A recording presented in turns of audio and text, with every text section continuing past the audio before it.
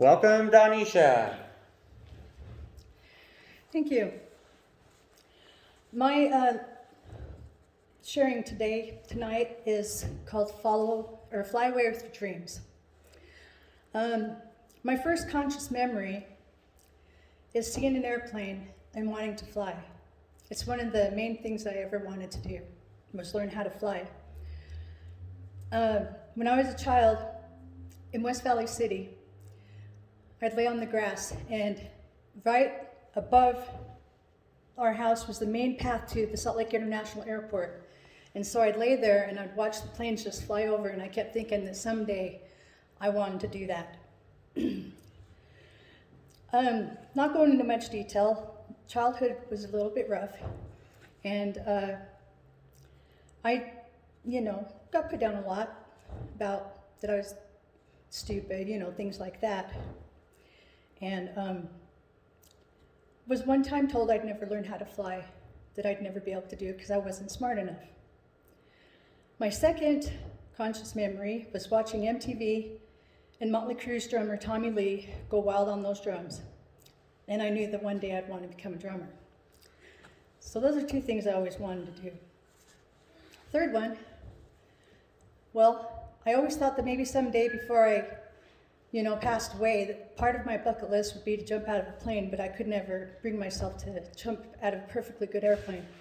Many times I told my friends, you know what, I'll take you up, I'll be happy to fly the plane, but there's no way that I'm jumping. Well, I ended up doing that this last fall with my Addict Athlete group. I want to go back to learning to fly. When I was a child, my parents, they got divorced, and going between parents and different things, I went to 7 different elementary schools. And so I was always the new kid, and I was always picked on. I was the youngest of 5 children, always picked on, everything like that. I remember one time in 6th grade, I got picked on so much that they had to hold a special assembly to tell the kids to leave me alone. And I remember sitting on a bench out in the hallway, and they came by one telling me they're sorry. And because of things like that, throughout a good portion of my life, my self-esteem was extremely low. I thought that I was stupid. I thought that I was worthless. There was all those negative core beliefs about myself that kept me stuck in certain things, and that almost kept me from achieving my goals and my dreams and my passions. But I decided to go for it anyway.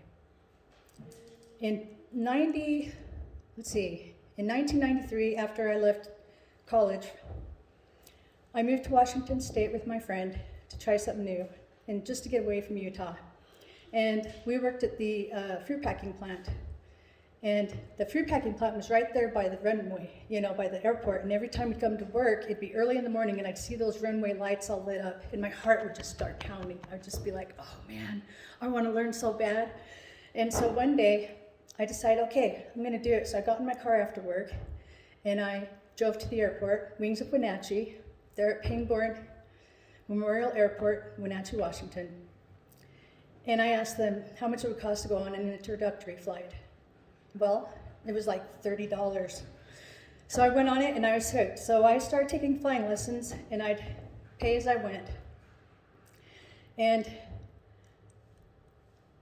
every once in a while when I was doing this, those things would come into my head. You're not smart enough to do this. You can't figure this out.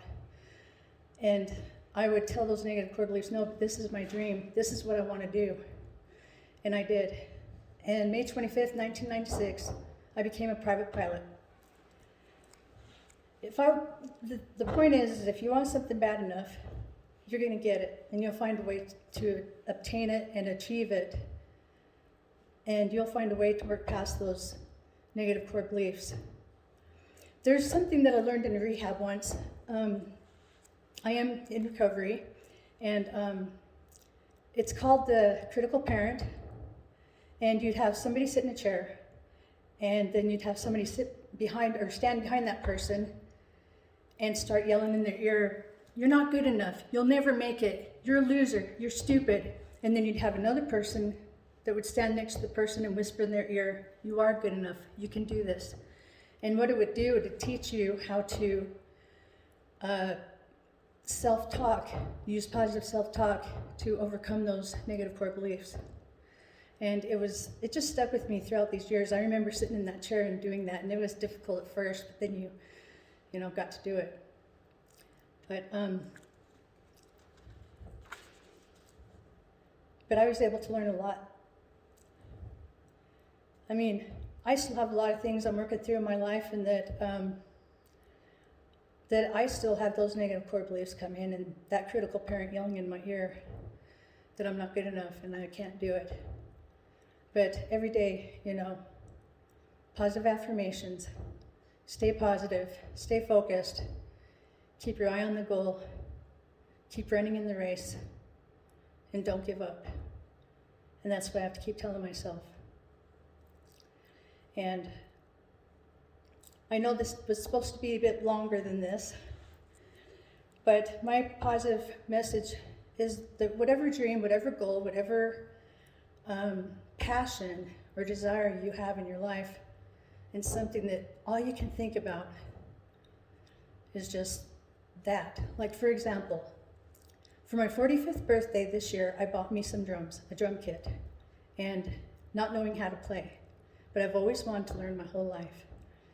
And I get on that kit, and I could play Eye of the Tiger, and that's the only thing I could play so far. But I'm learning some other songs.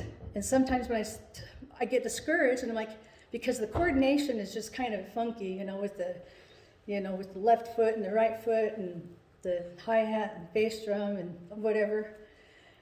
And I think, oh my gosh, I'm never going to get this. Then I tell myself, you can fly an airplane. Of course you can get this. So, I just keep telling myself positive things when I get discouraged.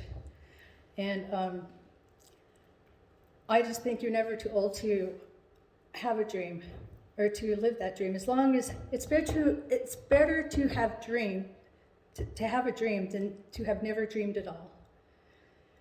And fly away with your dreams, go after it, achieve it. And even if you don't master it, at least you've done it. Thanks for letting me have this opportunity to share with you.